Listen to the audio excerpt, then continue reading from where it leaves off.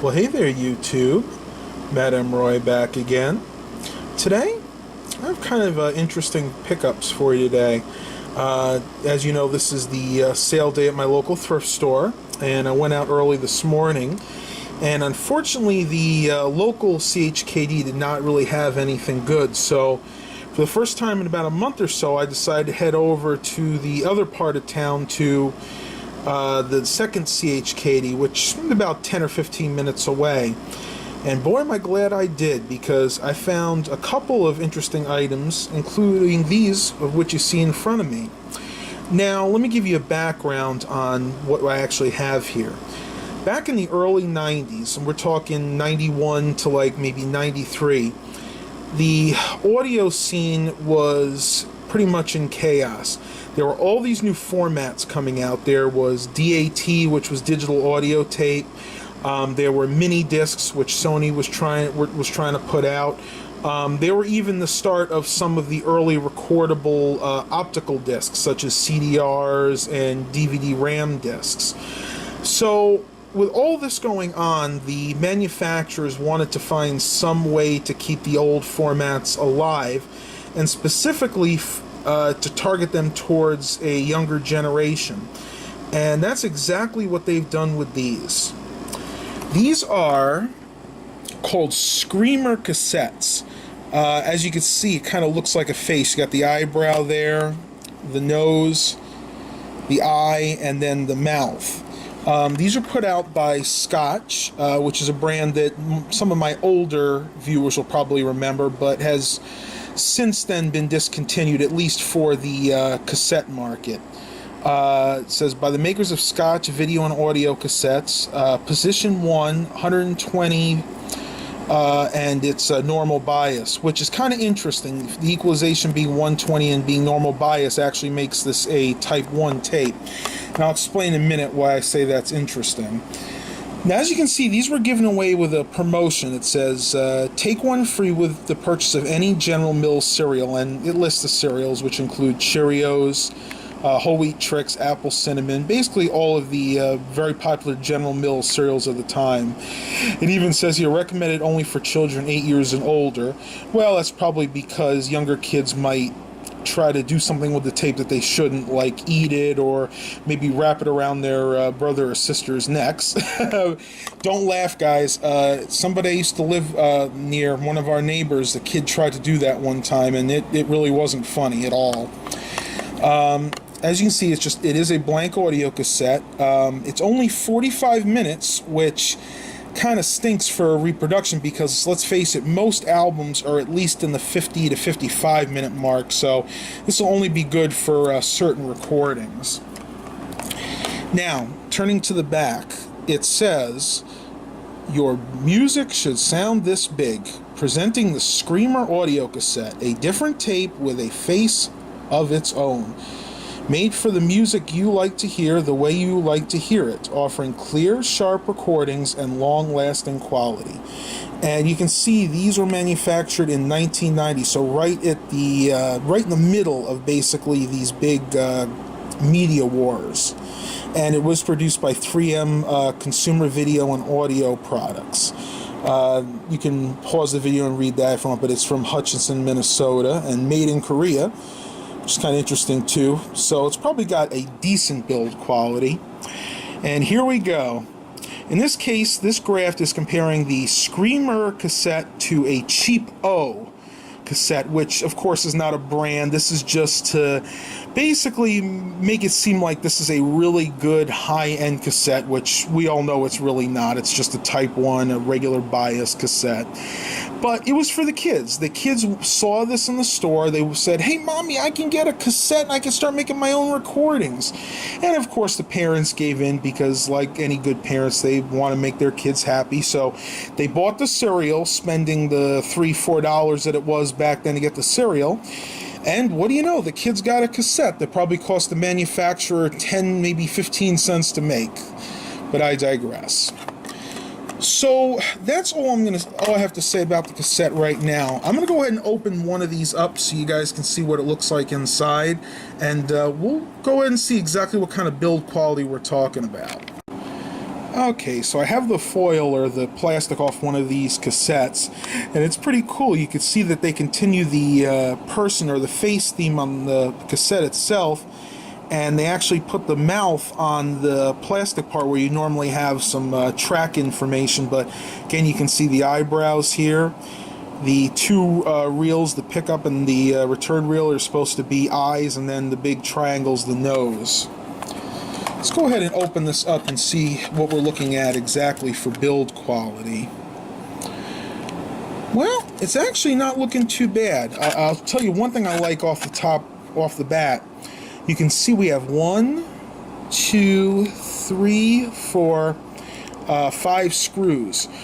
Some of the later cassettes, instead of using screws, they would just have like little, almost like rivets, and they were covered, so if something happened to the cassette, you couldn't repair it. So this one you actually can. You can see it's just if my camera will focus, just a regular Phillips head screw. So I could actually take those out if I had a tape break, and I could repair the tape, especially if the glue comes off the end there. That's a big problem with these older tapes. You see that the start of the tape there is actually glued onto the reel. Well, if that ever gives way and the tape goes all the way back to this one, then I could take this apart and just restring it. So I have to give Scotch kudos for that. That definitely shows some insight on their part. I'm not as pleased with the rollers. I've seen these before, and I actually brought another blank tape out here to show you guys. Now this is a Memorex tape from right around the same time. And do you see a common theme here? Yeah, I kind of think that these tapes are made by the same manufacturer. Now, to the best of my knowledge, Scotch did not make Memorex, but a lot of times what would happen is these would be made overseas, and they'd have one manufacturer making tapes for, 3, 4, up to maybe 5 different companies. But getting back to the rollers, these are almost identical. Now, I don't want to open this, but you'll have to take my word that this tape and this tape have the same rollers on top here, and I have had problems with these in the past. Specifically, I used a couple of these in my car, and after about a year of being out in the summer heat, those rollers got gooey and actually prevented the tape from functioning properly. So I would not use these in the car, that's for sure. But other than those two issues, looking in here, let me see. The pad looks like it's sufficiently thick. You guys can see in there. Basically, what this does is the pad actually is what gives you good contact with the head. When you push play, the head actually pushes on this pad and puts pressure. So when the tape hits the head, there's no play there. Because if you weren't, and I've had this problem before, sometimes the glue comes off on that pad. When you try to play those tapes, the head can't make proper contact with the tape, and you'll get maybe one channel working, the other one won't, or they'll both work and the audio will be extremely distorted.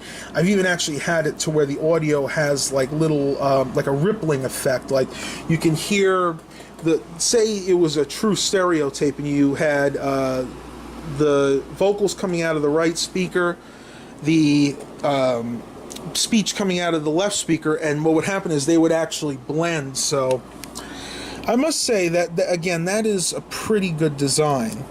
So I want to go ahead and do a test real quick. I'm going to make a recording on this tape, and we'll see how good it sounds.